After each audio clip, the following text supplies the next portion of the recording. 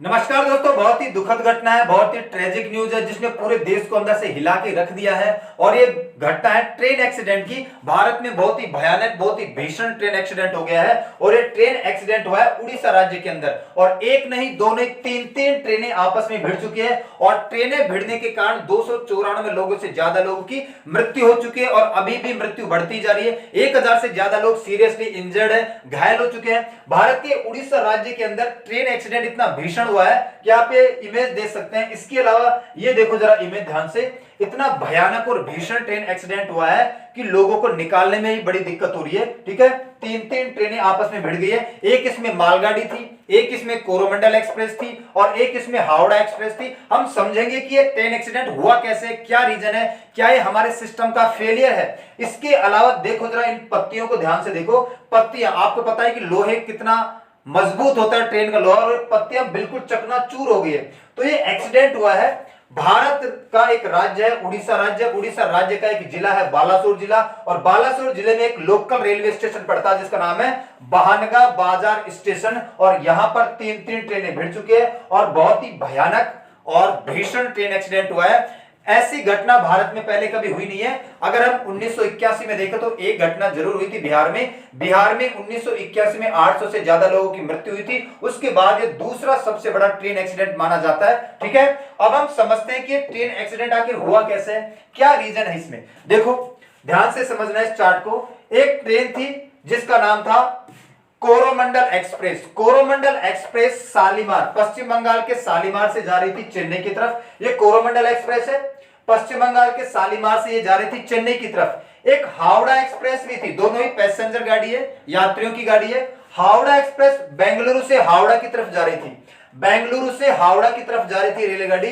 तो कोरोमंडल एक्सप्रेस ऐसे आ रही है, हावड़ा ऐसे जा रही है बहानगा नाम के रेलवे स्टेशन बालासोर जिले में। और यहां पर स्टेशन पे एक मालगाड़ी भी खड़ी थी। ठीक है, तो किसी तरीके से ये जो कोरोमंडल एक्सप्रेस है पटरी से उतर गई है, डीरेल हो गई है। जैसे ये पटरी से उतरी, ये जाके मालगाड़ी से भिड़ी, और जैसे ये जाके मालगाड़ी से भिड़ी है और मालगाड़ी से भिड़ने के बाद इसके डब्बे इधर उधर हुए हैं और इसके डब्बे जाके किससे भिड़े हैं, फिर हावड़ा एक्सप्रेस से जाके भिड़ गए। तो हावड़ा एक्सप्रेस भी छिन्न भिन्न हो गई है। तो तीन ट्रेनें आपस में भिड़ी है।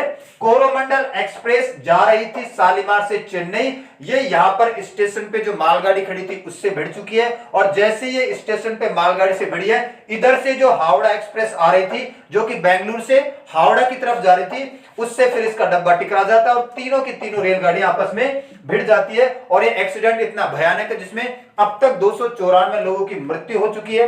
ठीक है, बिल्कुल रेलवे का जो लोहा है चकनाचूर हो गया है। बहुत सारे लोगों को अभी भी निकाला जा रहा है, 1000 से ज्यादा लोग इंजर्ड है।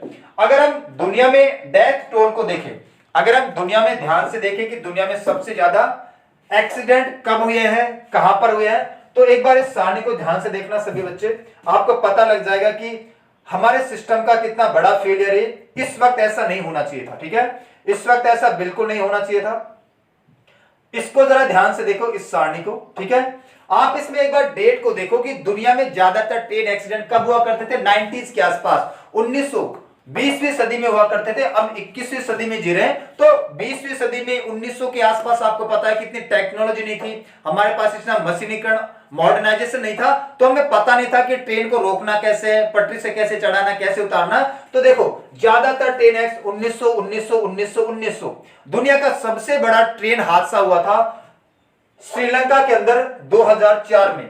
श्रीलंका के अंदर 2004 में दुनिया का सबसे बड़ा ट्रेन हादसा हुआ है और जिसमें लगभग 900 से लेकर 1700 लोगों की मृत्यु हुई है। यह दुनिया का सबसे बड़ा ट्रेन एक्सीडेंट है। उसके बाद अगर भारत की हम बात करें तो भारत में देखो सबसे बड़ा ट्रेन एक्सीडेंट हुआ था 1981 में, बिहार ट्रेन डीरेलमेंट। यहां पर भी एक ट्रेन पटरी से उतर गई और इसमें लगभग 800 के करीब लोग मरे थे।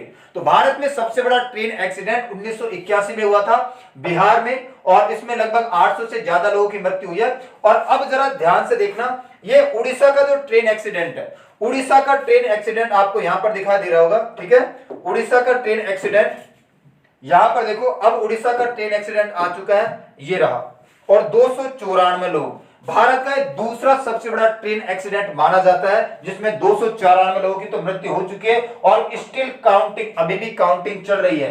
तो आप ध्यान से देखो कि हम इतने एडवांस करते, इतने मॉडर्नाइज हो गए, पूरी दुनिया को रेल के इंजन, रेलगाड़ी बना के दे रहे हैं, इतना फास्ट ट्रैक सिस्टम बना रखा है। और हमारी गवर्नमेंट ने कवच नाम की स्कीम भी चला रखी है। कवच स्कीम का मतलब है कि भारत में जो रेल सिस्टम है उसमें कवच पैदा करेंगे, मतलब ट्रेनें टकराएगी नहीं। तो फिर ये क्या है, ये 3-3 ट्रेनें कैसे टकरा गई है, और वो भी इस समय में। और इसके अलावा ज्यादातर डेट आपको कब की मिलेगी, 1900 की मिलेगी। लेटेस्ट कोई डेट नहीं है इसमें, आपको 2 डेट और मिल जाएगी। एक तो 2002 में हुआ था, ठीक है, इजिप्ट के अंदर, और एक डेट आपको और मिल जाएगी 2004 में।